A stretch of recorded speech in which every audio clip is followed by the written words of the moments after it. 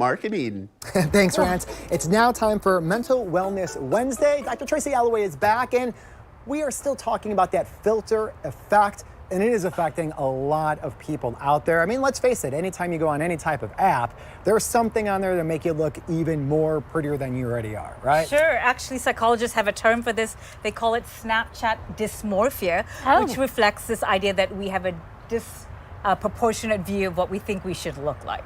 Okay. And plastic surgery is on the rise too, because people see this and it's like, huh, I have potential if I do this, and they bring in like the app with their picture on it, and like, make me look like that. Yes, there's lots of studies showing that as well. And I think we're seeing ourselves like on Zoom more too. We're looking at our faces and we're like, wait a minute. And the first thing I did when we started doing Zoom was go into that little app part of it. People said, you know, you can have it enhance your photo, enhance your picture. And that's the first thing I did. It didn't even cross my mind not to do that. Sure. So I think that's like something we just know is out there, and there are problems with that, especially if you have a daughter or a young lady in your life who is coming up in this world and knows no other way.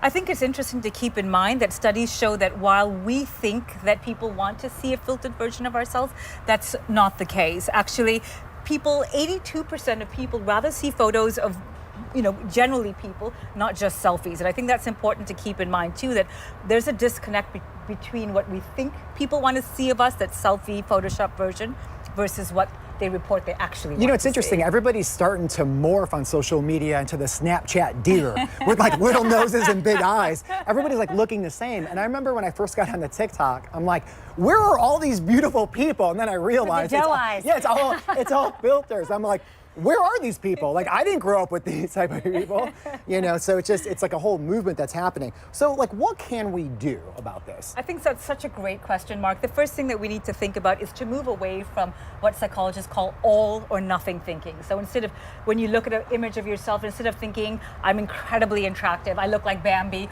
or I'm not attractive at all, find a spot in the middle, and maybe even get into practice of saying, putting a number that is not a 1, not a 10, and moving away from this dichotomous thinking. That's the first important step. That makes sense. It's a healthy approach to it. And that's exactly what we're going to address in a little later in the show with Katie, our photographer. She is very adamant that you do have these great, strong features, these wonderful things about yourself. And once you can really understand what those things are, then you can put your best foot forward, making sure the camera finds those things. Yes, and I love that approach too. I think the other thing to think about is practicing self-talk, like you mentioned with Katie and the photography.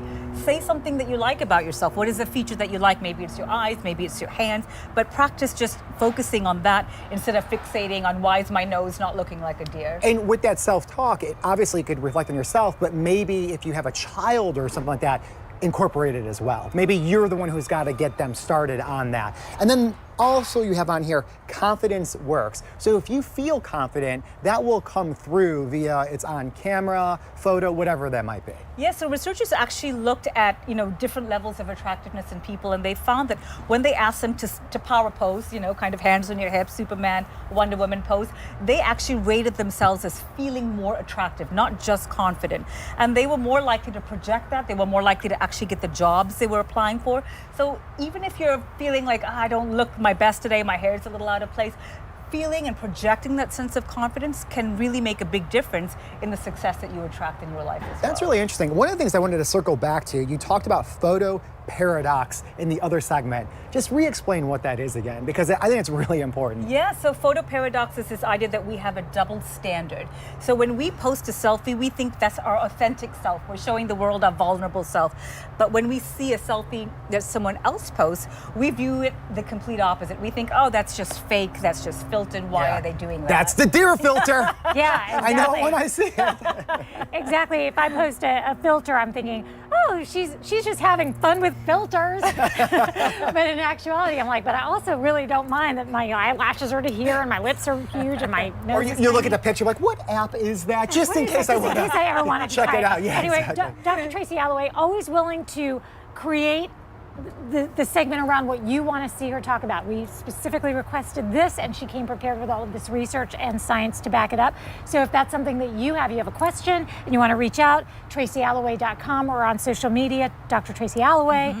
So accessible, and we love Thank that. you. Thank you. I love being here with both of you. Thank you. We're going to be right back.